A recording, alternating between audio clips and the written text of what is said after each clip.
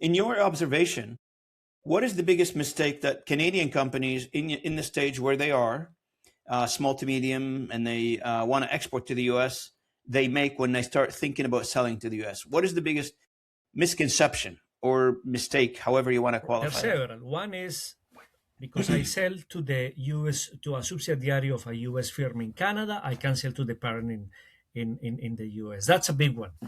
Not really. It's different purchasing teams, different people. You have to go through the same channels, business development trips.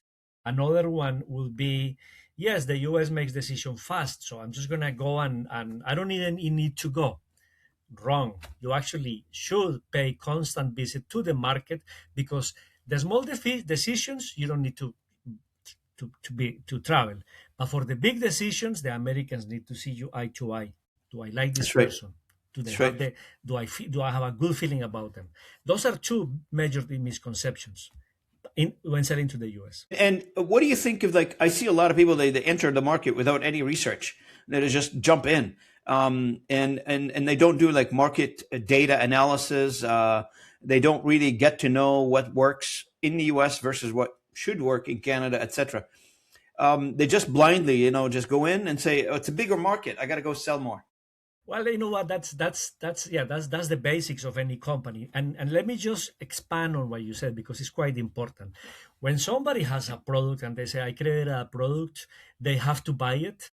Not really, because if you haven't been able to sell the product and you've tried and tried and tried, some people get exasperated and they get upset and they say, "How come they don't see the value of this product?" Maybe there is no market for it. We got to accept that sometimes. That's right. So I don't know if I told you this, but a few months ago, I started my own consulting firm, N49 Networks, north of 49, that's Canada. And I focus on commercialization and revenue development for small to medium enterprise because I knew I've been dealing with this for many years. I've done, I don't know how many trade missions with various governments. And I come to it from an experience point of view where companies are either inside of the country here in Canada wants to go out and expand their markets, and there are a few pieces missing. And, not, and to back to your question, to your comment, I worked with many engineering teams where they think, oh, it's good, it's cool, let's develop something, but nobody knows if there is a market for it or not. So it's good to develop something, and it's creative to develop something. And I'm always reminded, you mentioned telecom earlier. There was an incident, I got to tell this to the audience. There was an incident back in the days where a few engineers came to me and they want to buy a testing system. I was in the fiber optic testing business. And they said, okay, we're going to buy this testing system. I said, for what? They're developing something like a massive telecom card that goes onto a switch, into a telecom switch. Massive. And I said, okay, well, I'll sell you the testing bed. So I did, quite a lot of money. So anyway, I said, okay, at the end, what are you going to do with this? And I'm going to sell it.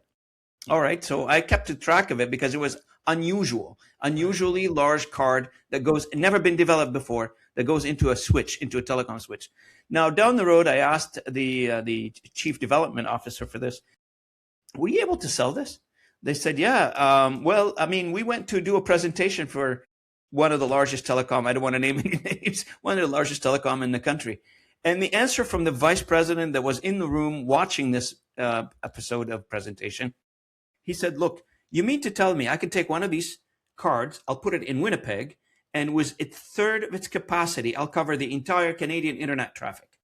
So how many of those are you going to sell? So the question is not because you can develop it is good news. The question is how many of those you're going to sell. 2 or 3. So, That's it. You're done.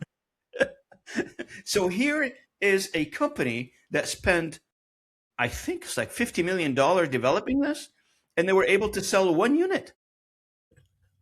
I get it. Crazy. Yeah, I mean that speaks, I mean, great of the innovative mind that we have, but also sometimes we need to look at the business basics. Is this scalable?